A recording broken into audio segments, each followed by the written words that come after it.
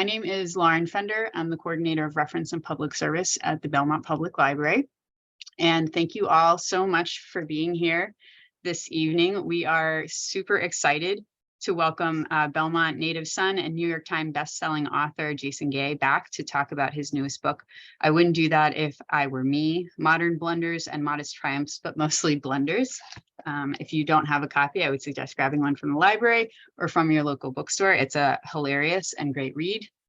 And so basically just a short overview of this.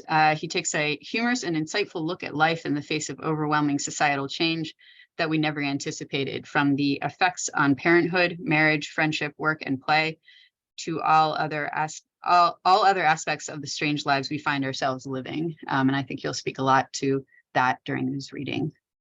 So a little bit more about Jason. He is indeed from Belmont. We have had the amazing pleasure of having him here at the library, I want to say in 2016 or 2017. Yep. So that was, it's been a couple of years. Super glad to have him back. And he's always obviously writing. He is a sports and humor columnist at the Wall Street Journal. And as his bio states, he is very aware of how that sounds.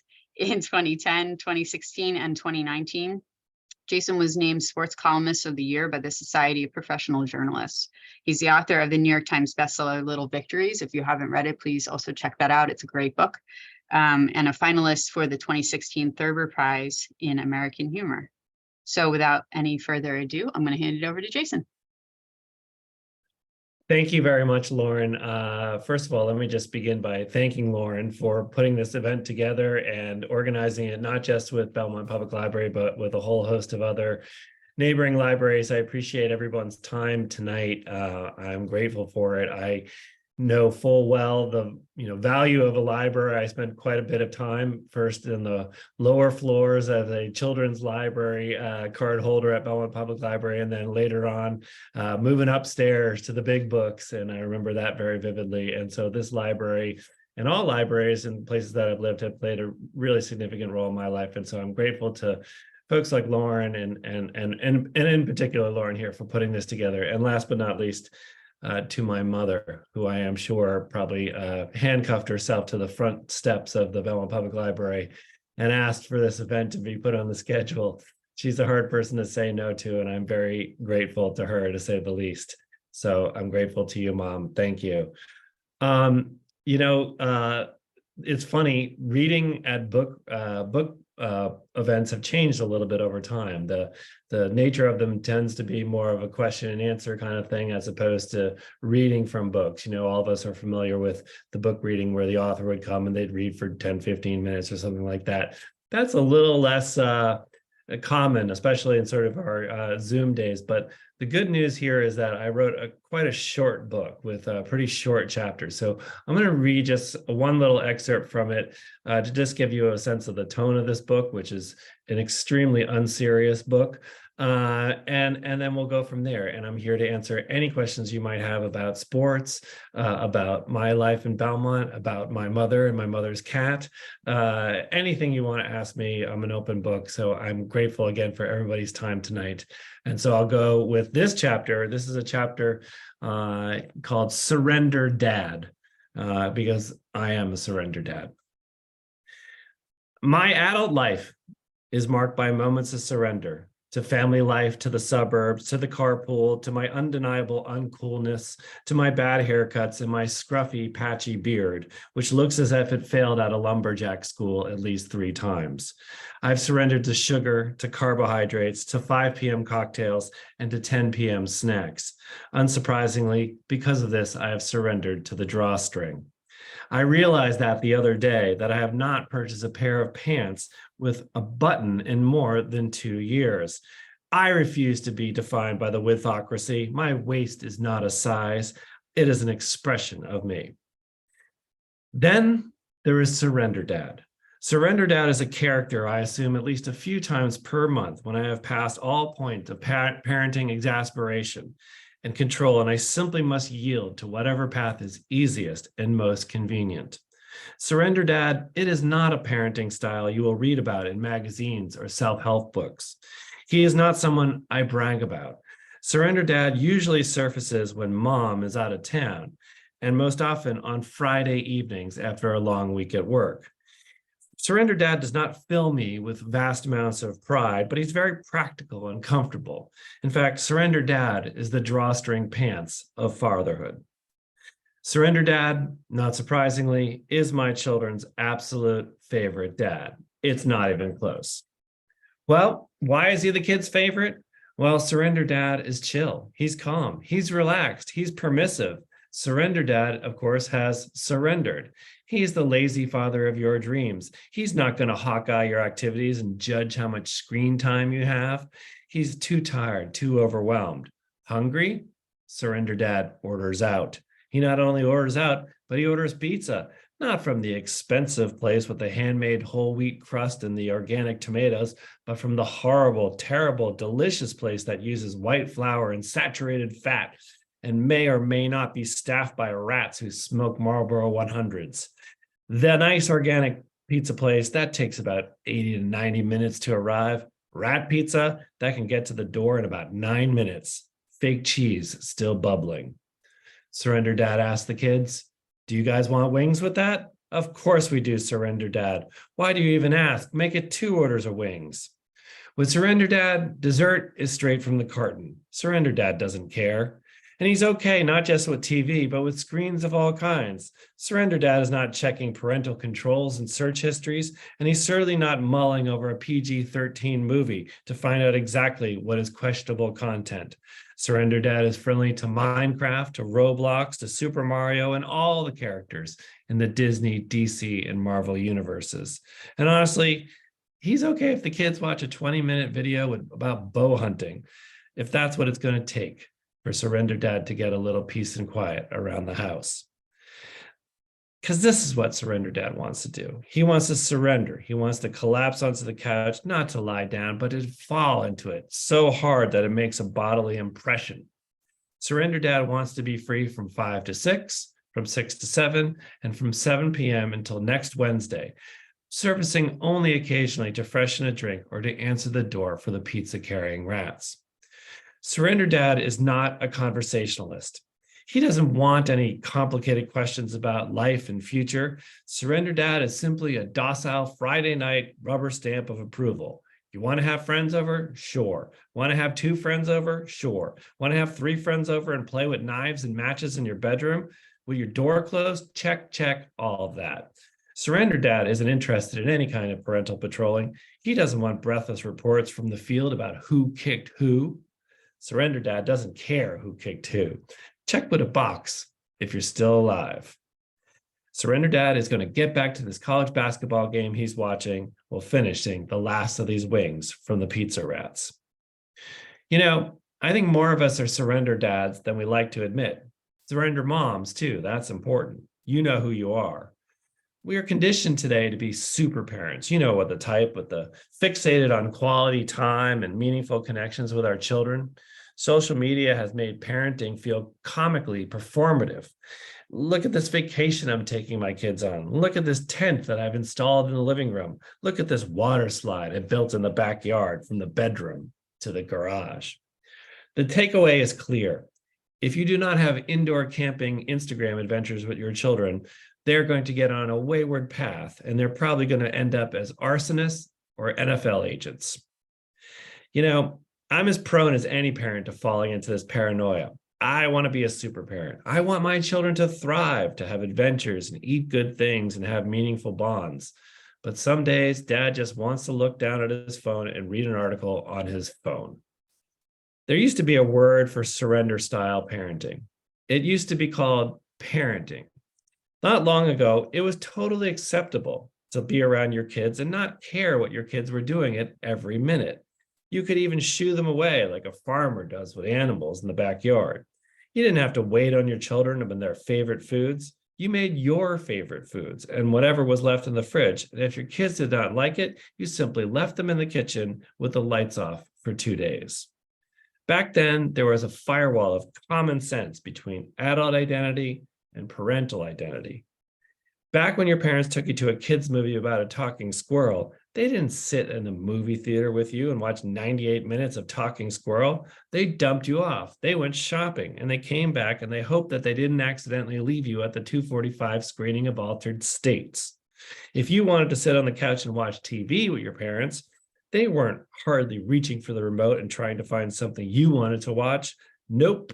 You got stuck there with your dad watching a 2-hour documentary about battleships hosted by Tom Brokaw.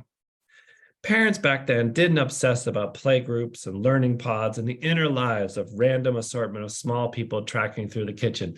In olden times, parents barely bothered to learn the names of their children's friends. How's it going, Peter? Dad, that's Timmy. And yet, despite all these grotesque infractions, kids somehow made it to adulthood happy and intact. It's possible they even picked up a few self-sufficiencies along the way. And a few healthy self-sufficiencies in the process, and an understanding that they are not the center of the universe, and an ability to occupy themselves without constant entertainment and attention. My late father, bless him, was a parenting anachronism. When Friday turned to Saturday, I assure you his first consideration was not, hey, what do the kids want to do this weekend? He was like, what do I want to do this weekend? My dad did not look at my brother and I and think, what can I do to make these children's lives more fun? It turned out my father would think, why aren't these two children raking leaves? It turned out my father wanted to have children mainly because they would be an inexpensive landscaping crew. I think this is fine. I think this was good for me and my brother. Passive parenting, it's not irresponsibility. It's a healthy tap on the brakes of obsessive modern parenting. There's too much pressure these days to accentuate every element of a child's life, to turn every moment into a potentially life-changing experience. That's why I'm okay with being a surrender dad. Surrender dad doesn't want a life-changing experience. He wants to find a decent movie on TV and pass out 20 minutes into it after he finishes The Rat Wings. And please return my hammer. Thank you. Thank you, Jason. That's definitely one of my favorite. I mean, there's just so many essays in this collection that that I both either identified either as a child who was involved with a surrender dad, possibly, not to call out my father. I think he worked really hard, but there are those days, or just modern living.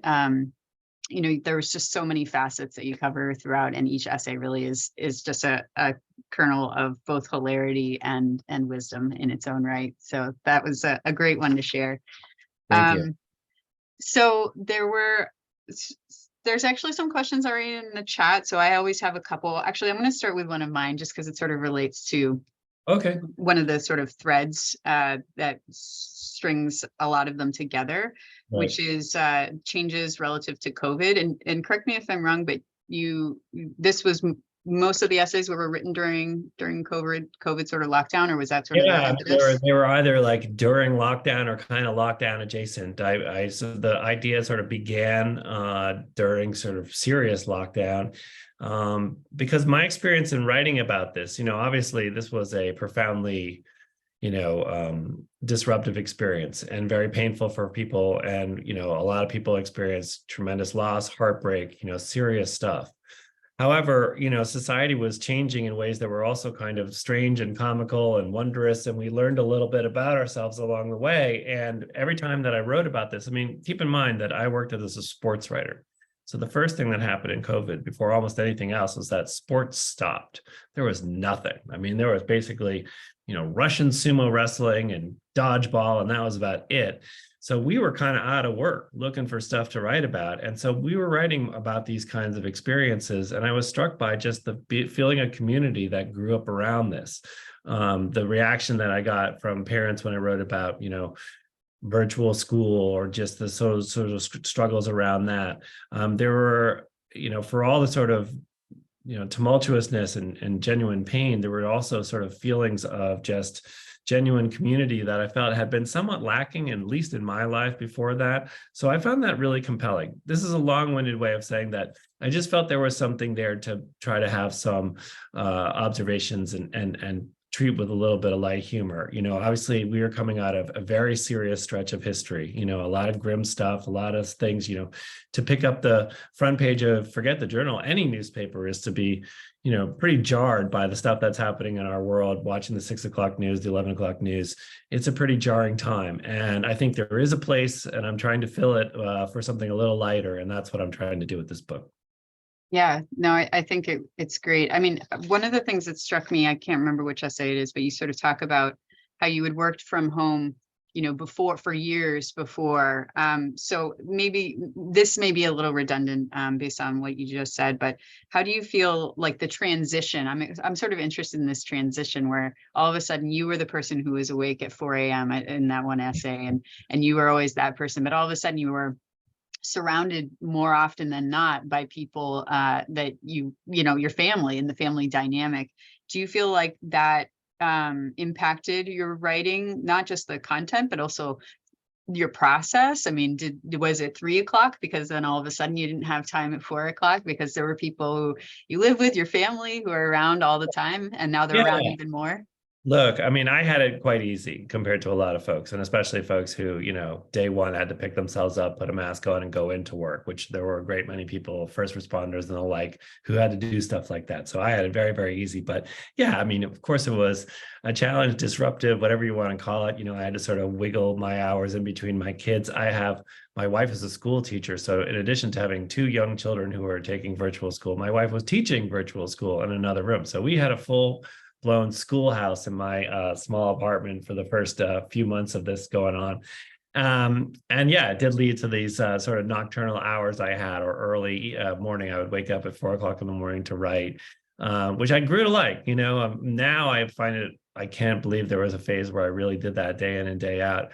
It's harder for me to do that kind of waking up, for sure. But, a lot of people made life modifications. Obviously, I think there were things, again, my sacrifices were incredibly tiny compared to most people's. But, I think people had a new appreciation, I think, for their families, whether it's their occupations, the things that they were dealing with over the course of the day. Being a newspaper columnist is a little weird because, I'm not making anything that's very tactile for, somebody. I'm not sitting there, obviously, with a bandsaw, like making a chair or something like that. I'm huddled over a computer, kind of mysteriously pecking away. So it's not as if my children gained any tremendous insight into what I was doing, but I feel very attached to them in ways that I probably hadn't been before, and certainly feel grateful to have had that bonding then. Yeah, no, that's a great point. The idea, it is interesting with intellectual work, how the the effects, like you said, you're hunched over a computer. And I love how you mentioned that in a later essay, that this idea of, the hunching component and the work that goes into that. It's different. But also, I would just correct you that there's nothing intellectual about what I do. It's quite the opposite. It is like, I describe it, it's sort of like, it's like painting a long fence, just kind of a fence that never ends, and you just kind of paint one post at a time. And, some posts are looking better than others, but yeah, it's more of a trial and error process than any kind of intellectual activity. But I appreciate the kind word. well, I would say that if, for somebody who doesn't have a huge amount of space in one's brain for sports, I try really hard with baseball personally, and it doesn't always stick for me. I think there's a certain intellectual capacity that you gotta have in play there. It actually leads to a great segue for a less writing and more sports related question, one of the first ones that came in, which is, what do you think of the new rules or the new rule changes designed to speed up baseball? Super relevant. Thank you, Anne, for that question. What are your thoughts there? I think it's a huge hit. And listen, I was the first person, raising my hand to make fun of baseball over the last bunch of years. Baseball has been a sport that I grew up with, probably you grew up with, a lot of people grew up with, as being sort of front and center, the national pastime, and really holding a big chunk of the sort of mind share of this country, only to watch it kind of whittle away over the last, generation and a half, and especially over the last like 10, 15 years, as games just became more and more prolonged, and the way and the type of style of play, which was sort of this analytics driven style of play, sort of depersonalized the game in ways that were concerning. And just, it became kind of a slog. And anybody who had sat through, God bless them, those Red Sox Yankee games, they could sometimes go 4.5 hours, and having to sit through one of those things where you're on the couch from 7, you're looking at the clock, it's midnight. That's not sustainable. And I think baseball was stubborn about it for a long time, but finally acknowledged that they did have this problem. And in doing this pitch clock, which was something that they had tried out in minor league ball, they tried it out in instructional league first, winter ball first. I mean, it is probably the most revolutionary thing that has happened in sports, in sort of a big US major sport in the 21st century. I mean, you really have to go back to things like the introduction of the shot clock, moving this, the forward pass, moving the end zones in the NFL. I mean, like, a real structural change to the way the game works, but also something that is, by and large, a huge boon for the sport, something that is getting more people excited about it. Some of the funny things that have come up already in this time, I mean, we're talking about, we've had 4 weeks of baseball. This is not, we don't have a year's worth of evidence here, but the early returns are good. 2 things that I think are kind of funny. It's one, fans are sticking around later at games. I think any of us who have been to a baseball game in the last bunch of years, you would look at your watch, come 7th, 8th inning, and you'd be shocked. You'd sit there and say, oh gosh, it's 10:45 already. It's halfway through the 6th inning. What am I going to do? Now people can stay for the whole game. And that's a wonderful thing. Just puts more energy in the park.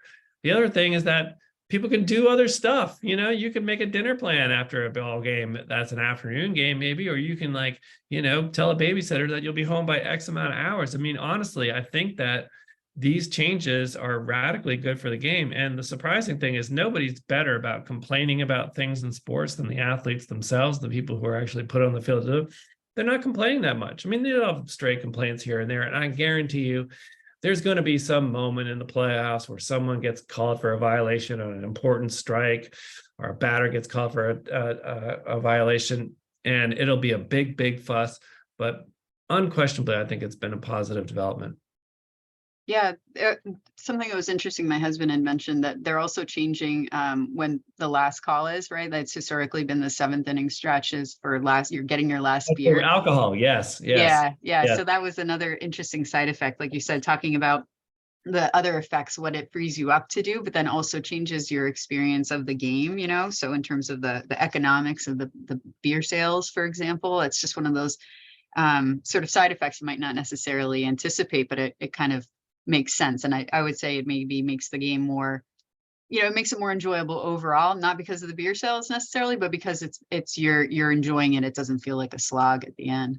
I mean, I think they have pulled off this neat trick of actually accelerating pace without really changing the integrity of the game. I mean, this is not something where they've decided that all of a sudden they're going to have 3 outs to 2 outs and 4 balls is going to be 3 balls, and that's the way to speed it up. They had talked about all kinds of things, making games 7 innings. They did do that briefly during COVID. I think that this is a recognizable game still, but I think it's a sort of got a shot of espresso from Duncan, and it's moving along quite a bit better. Yeah, no, that's a great observation. We'll stick on the baseball related topic because somebody else chimed in with what other baseball rules would you like to see changed, which I felt was relevant here. That's an interesting question. I mean, I think one of the things that they will look at the end of this year is obviously, net effect on, the other changes that have happened, of course, are things like, you have a permanent designated hitter now. There's no pitcher hitting in the National League. You have these changes to pickoffs where pitchers can only throw down to first base 2 times. After that, they got to stop, which is designed to, make people steal bases a little bit more. They've made the bases themselves a little bit bigger, which is a safety issue primarily because they hate the idea of people smashing their feet together on a close play.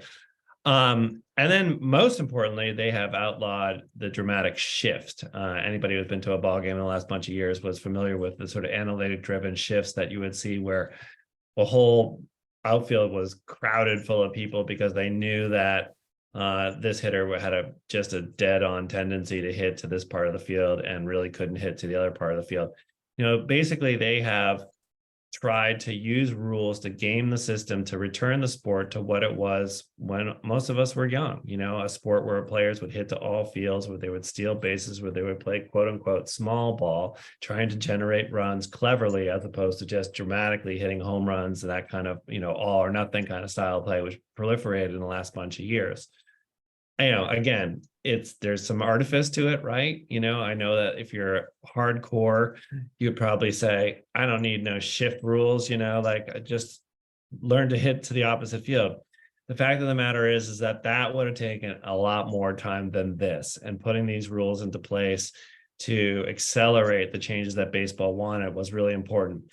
The change that I hear murmured about, that I'm very curious to see if it will happen, and has not taken place in any sort of instructional or minor league setting, but does get talked about, is the idea of some kind of scenario in which you would be able to bring your best player to plate in the ninth inning, or in some sort of dramatic circumstance. You get sort of like a hall pass to like bring up your best player. So say, we're talking about peak Red Sox season. So you could bring David Ortiz, even if David Ortiz had hit the inning before.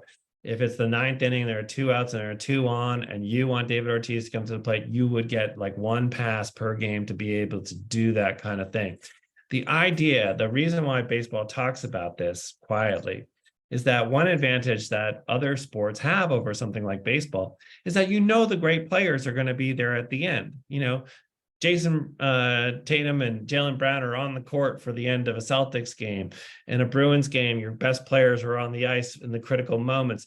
In a football game, Tom Brady is playing quarterback for the critical game-winning drive. Baseball, just by the nature of the way baseball works, you're not necessarily seeing the most box office, most exciting players in the final part of that game. And so that is a very radical change. I mean, that is the kind of thing that I think some purists will have a real problem with, because you're really kind of messing with the original version. But that is something that is going to be, come up, I think, in frequency, because driving all of this, we have to be honest, is that, this is financially driven. That these sports, by and large, are supported nowadays by television income. So the revenue that they are getting from selling TV rights to their product, and if they are not generating the kinds of ratings and returns for their network partners, that number is going to get smaller and smaller. So they have to make sure that they are doing things that turn the number in the right direction. Yeah, no, absolutely. It's always a numbers game, no matter how you look at it. Yeah. So I know there's another sports question, but we're sort of talking a lot about baseball, which makes it, and you've mentioned a number of Boston related teams, which is perfectly fair, knowing that you grew up in this area.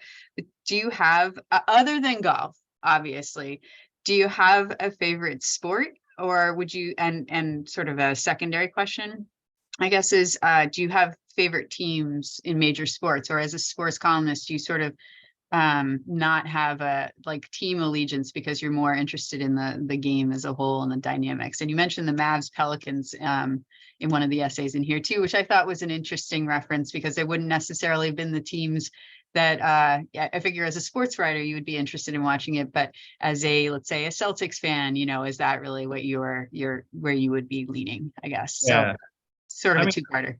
Sure. I mean, let's start with the sort of back half of the question first, which is that I'm shameless. I root for the best possible story. So whatever is, whatever athlete of the moment, whatever team of the moment is sort of the most interesting, is the most compelling thing to have happen. I think that's the thing that I root for. Whatever is sort of the best, juiciest, most exciting, gets the most people riled up story. That's the story that I would like to see happen. Now, I have no control over that, obviously, but I like sort of like surprises and disruptions and upsets and Cinderellas and all that kind of stuff. I will always root for the underdog. I will always root for sort of somebody who's been waiting a very, very long time to reach that sort of ultimate stage. Those are the things that get me excited, and I'm pretty neutral on where it's coming from and what cities it's coming from. I probably have a tiny bit of myself that is always a little bit suspicious of New York, even though I lived in New York for many, many, many years. There was a part of me that could never get excited about the Yankees.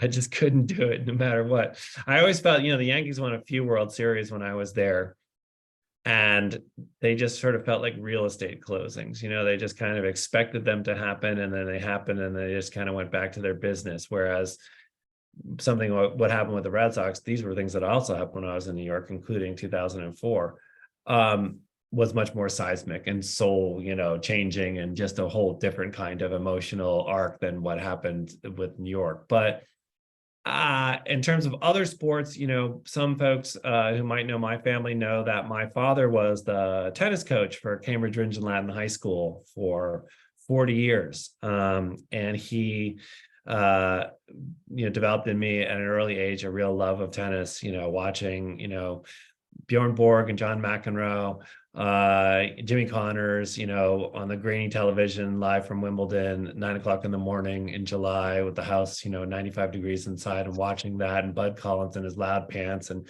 just that whole experience. And, I grew up with a racket in my hand because my father was always playing, played a lot as a kid, loved the sport, loved the characters around that. I mean, that was kind of a funny thing because men's tennis in that time, and even women's tennis too, because that was a very dynamic period for women's tennis. Just a lot going on, a lot of exciting sort of people who are, still remain legends of the game. Again, McEnroe, Borg, Becker, Connors, Martina, Chrissy Evert. These were seismic figures. And then you sort of come to the period of time where I got to enter the world as a reporter. Roger Federer, Rafael Nadal, Novak Djokovic, Serena Williams, Maria Sharapova, Coco Gauff, all these young players who are coming up, all this like fun stuff that is happening in the world of tennis, all of a sudden sort of feels like a bookend, right? And getting to visit these places that for me were just little boxes that I saw on television, whether it's, Wimbledon or the French Open or something, things that just sort of felt like magical to me as a kid, and getting to walk in the gates of them and see what they were actually like, and having them, they really are kind of extraordinary. It's very moving, to have that kind of experience. And so I love the sport, but I definitely feel like part of the reason I love it is that I just had the real luck of being around at a time when, again, these sort of legendary figures, this is like watching Godzilla and King Kong. We don't know if we're going to see these monsters ever again. They're so good and so important for the sport. And I've tried to appreciate every minute of that. Yeah, no, that's perfect segue. Actually, there was a two-parter. I'll start with the comment from Keith here, which is loves the T2000 racket on the wall behind you. So a great tie into tennis, obviously. Yeah, and that's on the money, Keith. Good eye. That is, in fact, a Jimmy Connors Wilson T2000. I can't attest to how it's strung, but that is like basically playing with a frying pan compared to what modern technology is today with strings and composite rackets. I look at that racket and I hold it in my hand and I say, somebody won Wimbledon and US Open with this racket. So anything is possible. I mean, because this thing, I can't believe anyone hit it, much less won championships with it. Well, it makes for beautiful wall art also, for what it's worth. So there's maybe a twofold component. And Keith's question from earlier on, which we'll circle back to, and switching sports actually a little bit. What are your thoughts about the quote grumpy lobster boat captain hanging around to break Shula's record with the Patriots? Big WSJ fan. This is again from Keith. Well, thank you, Keith. Listen, that's another experience where I kind of got to see the whole arc, right? Because I'm old enough to remember Schaefer Stadium, aluminum seats, 2-14, Victor Kayam, Don McPherson, possibly moving to St. Louis, possibly moving to Connecticut, all the sort of dog days of this franchise, and then get to live through this incredible renaissance and this dynasty of the 21st century. And then now we're seeing, I wouldn't say it's not going back to the days of aluminum seats at Schaefer Stadium, but certainly less competitive product than we've seen in the first 20 some odd years of the century. I just feel like Belichick is always a more attractive alternative to what you could get instead. So I think that if you start from that standpoint as the Patriots, if you're just sort of evaluating year in and year out, he's just going to, on paper, be a much more attractive choice than anybody you could bring in. I mean, really, what name could you bring in? You say like, well, could it be like Sean McVay? If Sean McVay could come into the Patriots, would you make that move right now? Now, I'm sure there were people who would, but you're talking about inarguably the greatest of all time versus somebody that we don't know, won a Super Bowl, nice coach, no question about it. But that's a tough choice to make. In terms of Belichick's wanting to stay in the sport, I do agree with what you said with regard to the Shula record, that he is very attuned to history. He's somebody who considers himself, I mean, kind of a scholar of the game, and has a repertoire or knowledge of the sport that very few people who compete in it do, and can tick off, players who were playing in leather helmets without, face guards, and I think has a real respect for those numbers and things. So I think he's acutely aware of, that number and being able to get there. I don't think he's the kind of person that would just hang around, and certainly not like bounce from team to team chasing a number. But I think with it, as long as it's in view, I think it has appeal for sure. Well, I'll give another quick plug here. If you have any questions or comments, feel free to enter them in the chat, tennis, T2000 related or otherwise. And while people are sort of thinking, I'm just gonna throw out some, and we're switching gears kind of a little bit back to, as a librarian, the more writerly components of the collection of essays. So I think personally, what I really love about your writing is, and maybe I'm just I'm an easy mark, maybe, I don't know. I think there's some truth to that, because I do enjoy to laugh, but I would also say that there were so many times while reading this collection of essays where, I was laughing out loud. And I don't think personally, I don't find that to be an easy task. I don't think humor writing is easy. Obviously, some people will find somebody more or less funny depending on their tastes, and everyone's got their niche, but I feel like you hit a really wide variety. Did you come to writing in humor first because you have it seems to me almost a natural knack for it, or did you start in sports writing? What was sort of apologies if this is asking you to sort of recap your writing background, but sort of how did you end up in humor writing, I guess is my question, or was it sports first? No, I mean, I grew up always, liking funny writers and funny columnists and people like telling jokes in newspapers. I always sort of got a kick out of that, because it felt like a little bit sort of like talking during class. Like newspapers to me, felt like serious product with serious people and serious news. And so anytime you kind of laughed at a newspaper, I was drawn to that. When I got started in newspapers, my training was very, typical. It was, the who, what, when, where, and why. And they weren't interested in jokes from me at all. It was definitely very sort of, I wouldn't say formulaic, but sort of the very, sort of classic training of news writing, which is to give people the information without fear or favor, and, spell everybody's name right, and, focus on that, getting the names and the facts straight. As I got older and moved from place to place and wrote for places with a little more voice, and were able to sort of, bring a little bit of myself into it more. Yeah, I would say that my tendency is a little bit more lighthearted. I'm not somebody who is terribly comfortable feeling stern and severe. Even when I do feel angry about something, I try to have a little bit of a light touch. There's a lot to be angry about in the world right now. No question about it. I'm not somebody who like wakes up and is like, wow, everything's great and funny. Like there's definitely a lot of painful stuff.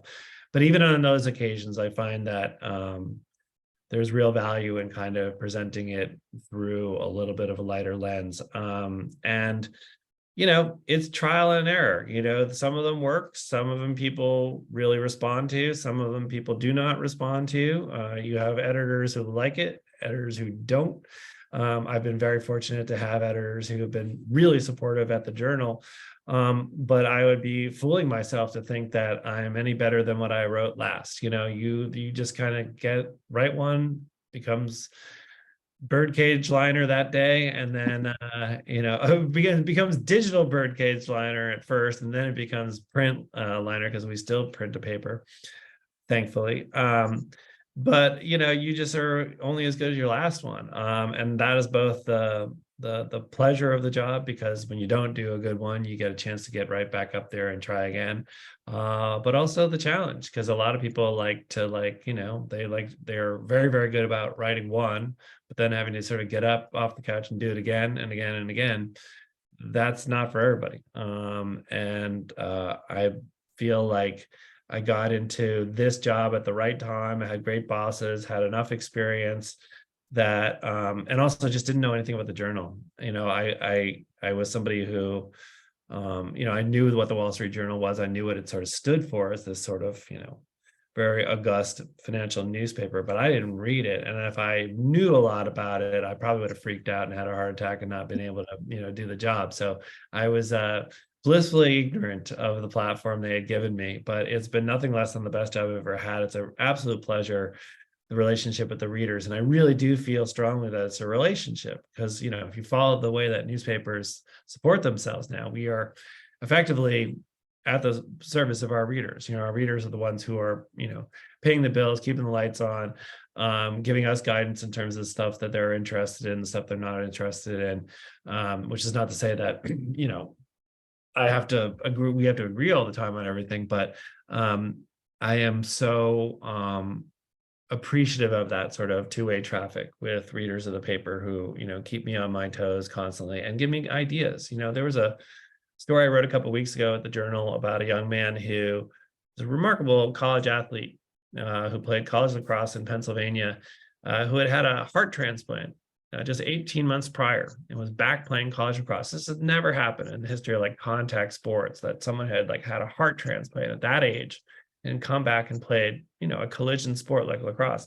That story idea came from a reader, a friend of a friend said, I know this story about the, and I've not worked at places that kind of relationship existed. So I'm very, very grateful to people who read the columns, read the books, take the time to let me know what they think, positive or negatively. I'm game for all of it.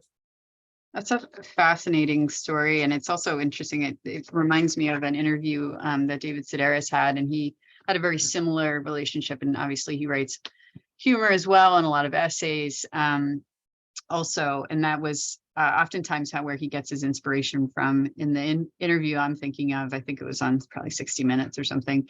He was at a book signing, and there was an individual who he made a comment, and he said about something about monkeys, or it smelled like bananas. And it turned out that the lady who he was signing the book for had been training monkeys for a specific reason. So she said, "Can you smell it on me?" Right. And then it led to this thread, this conversation, which ends up being an essay later on. So yeah, I mean, that definitely speaks to that. And I guess maybe that's an interesting segue too. I mean, I think, again, to speak to humor writing as well as sports, you really do find your own voice. But are there any writers that you, past or present, that you take inspiration from, or do you feel like it's been, since it is so much, you're just as good as the last piece that you wrote, it sort of helped you define your own voice? Oh, no, for sure. There are lots of people I love reading, and I find people all the time that are new and, exciting, and I want to sort of borrow from. I mean, I feel like, writing is a little bit like music in that you, whether you're conscious of not, if you read somebody that you like and you sort of start to appropriate things, and to be very, very clear, I'm not talking about plagiarizing and lifting language and stuff like that, but we're all kind of like a stylistic accumulation of all the things that we liked and read and responded to when we were younger, or what we're doing now. And I can think of people that I read growing up, whether it's somebody like a Lee Montville or Bob Ryan or Jai McMullen, Dan Shaughnessy, these people in the Boston Globe, sort of this incredible group of columnists, all of whom shaped what I did and do. And there's always new people that I hadn't learned about. Somebody that I read a lot, when I got this job, I guess I've been doing it for about 12 years. I really went back and read everything I could from sort of a lot of the greats, quote unquote. And people like Jim Murray, who wrote with the Los Angeles Times for many years. Red Smith, who was the great columnist for the New York Times and other places, New York Herald Tribune, and read everything they wrote, or everything they wrote that I could get my hands on. And, one of the things that struck me about all of them is that they had a degree of humility. They weren't sort of writing on the page, I know everything, this is how it is, and everybody else is wrong besides me. They knew that they were kind of writing a first draft of whatever version of, event that they were at, whatever sort of commentary they were giving to a particular moment. You have to have a little bit of humility of the fact that you're going to be wrong. You might not have the most fully formed opinion about everything. You do have to be sort of honest and true to yourself. And so I like those kinds of writers. Sedaris is somebody like that. It has an enormous sense of like self and humility and just shamelessness. And I mean that in a very complimentary way. He obviously is shaped, as am I, by somebody like Nora Ephron, who was a tremendous humor writer and had the phrase that I think of often, which is like everything is material. My children come home and they tell me some ridiculous story from school, and I'm like saying like, oh, how am I going to like steal that and put it in? Like everything is material. If someone had told me the value that children provide to a columnist, I would have had them much, much earlier, because they are just a constant content machine. But writers like that, and again, there are new ones and people who come up all the time. And there are people at the Journal who are, getting going as columnists who I'm inspired by too. So I try not to be closed-minded about any of it. Yeah, no, that's a great life lesson. I mean, that's some great life material right there too. So well said. We'll see if we can get to the last three that just sort of came in the last couple of minutes here. We'll start circling back on baseball. If they had used the DH in the 1910 to 1920 period, do you think that we would ever have known the other talents of that excellent Red Sox pitcher, George Ruth? Do you have any thoughts on that? That's a funny question. Well, I think, Barbara, not to be overly literal, I know what you're trying to say, and it's a fun point because yes, somebody like Babe Ruth had skills in multiple things, but we are actually living in the current moment of the closest approximation to Babe Ruth we have ever seen in Shohei Ohtani, who plays for the Los Angeles Angels, that I'm sure you're aware of, and is playing in the era of the DH, plays the field in addition to being a pitcher, is outstanding at both of them, and in some ways is Ruth's statistical superior already. He's not anywhere near 700 home runs, but he's been doing it longer than Ruth has. Ruth only pitched for, I believe, a couple of seasons before he moved over to being a position player full time. In terms of like whether or not DHs would prevent the discovery of great pitching hitters, the truth of the matter is that players come up through systems and colleges and leagues and so on. And so their talents, by the time they get to the big leagues, are pretty well known. They're not going to be like all of a sudden like, oh my gosh, I never knew that guy could hit. They know. So I don't think that you are limiting the possibility of another Babe Ruth coming along by having this DH rule, but it's a fun question and I appreciate it. All right. So we'll start with maybe a shorter segue, and then we'll close out with the larger sports one, which is, do you play Thanksgiving football with your family? Love those games.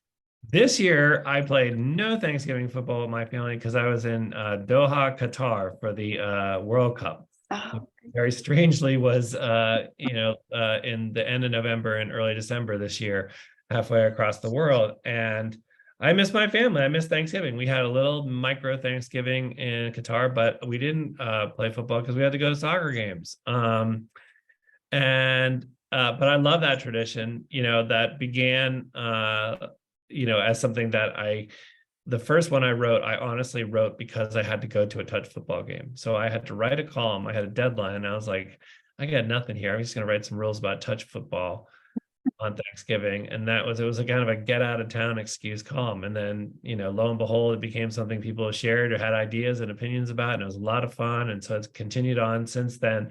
My family and I have since moved to Maryland, and my wife's family has a very large touch football game on Thanksgiving. In fact, there are two touch football games. There's one big family one that takes all comers. And then there's one very serious one that I'm not invited to because I'm not good enough. So, there's a few options to choose from. But yeah, that, when I was talking earlier about Journal readers and that relationship, I mean, people send me pictures of their families, the scores, who made the winning plays, that kind of stuff. I mean, it's such a pleasure. Love it. Too funny. Keith comments quickly, crab cakes and football can't go wrong with Maryland. And lacrosse, that's about it, Keith. Yeah. All right. And we'll finish out with this last question, which was just a great question from Joe. If you were to write a sports biography next, who would you want to be the subject? Oh, it's so interesting. I've had conversations in my head about like that idea and like what would be a modern athlete that I would love to write. I think that Roger Federer is somebody that, were he to write his autobiography and he was looking for somebody to ghostwrite it, I would raise my hand immediately at that possibility, just because he's never done anything like that before, and be able to get inside his head for things that a lot of it I got to eyewitness would be really, really fun to do. Sports biographies are a funny business nowadays because, as the reading population, and especially the book buying population, ages, the books that tend to get people excited usually are athletes who are long ago retired. So people are more interested in a biography of Ted Williams than they would be about Derek Jeter, for example, because Ted Williams has been long since retired, has this wide historical record, and Derek Jeter is somebody who we've all kind of been, surrounded by with Derek Jeter stuff for a million years. How much interest would there be in reading more about that? So that's kind of like the riddle, is to find somebody who people are going to be, persuasively interested in for, several hundred pages. So that's a question that I continue to think about. Sometimes I think it's somebody that people haven't heard about. It's somebody who was a mover and shaker who might have been underappreciated or unseen, or did it so long ago that everybody's kind of forgotten about it, who played a vital role in sports. Whether it's men's sports, women's sports, leagues, the way that we watch sports, that kind of stuff. I read a book not terribly long ago.